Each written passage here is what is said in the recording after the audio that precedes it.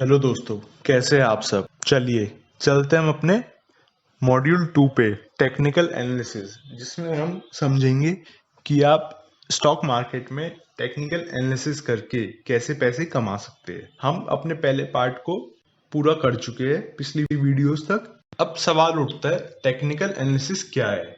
What is technical analysis? A popular method to develop a point of view on market. Beside TA, also help in identifying entry and exit points.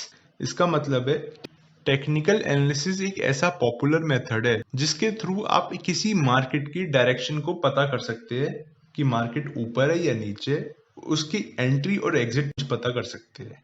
दूसरा, technical analysis visualises the action of market participant in the form of stock charts.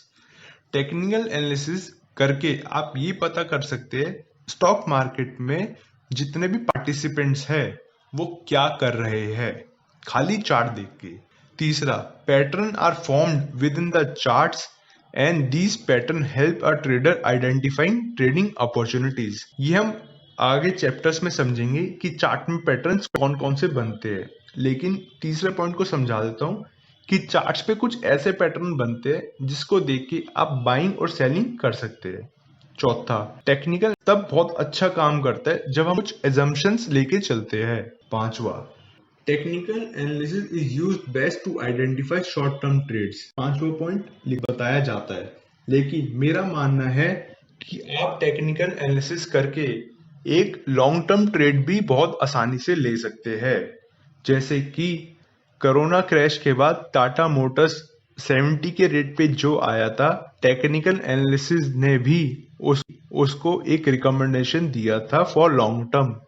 अगर किसी को long term charts देखने आते तो बड़े प्यार से एक बहुत अच्छी इन्वेस्टमेंट्स कर सकता है।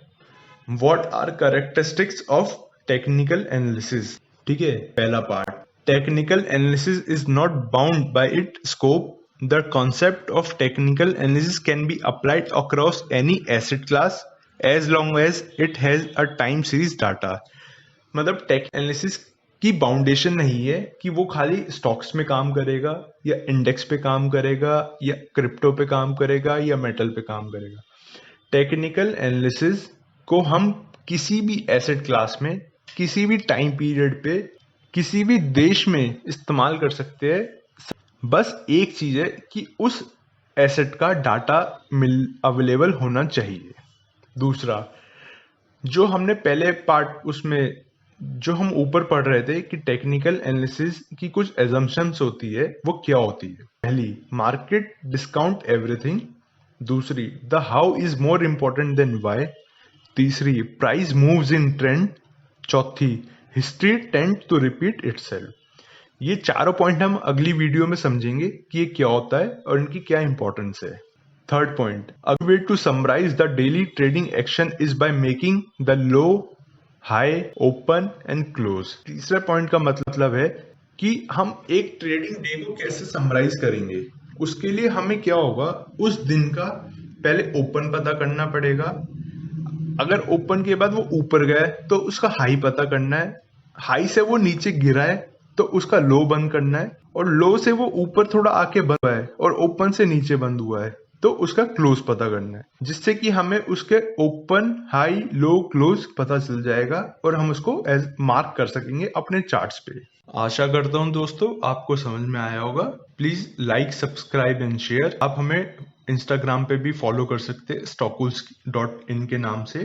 बाकी कोई क्वेरी हो तो आप हमें डीएम भी कर सकते हैं। Thank you very much.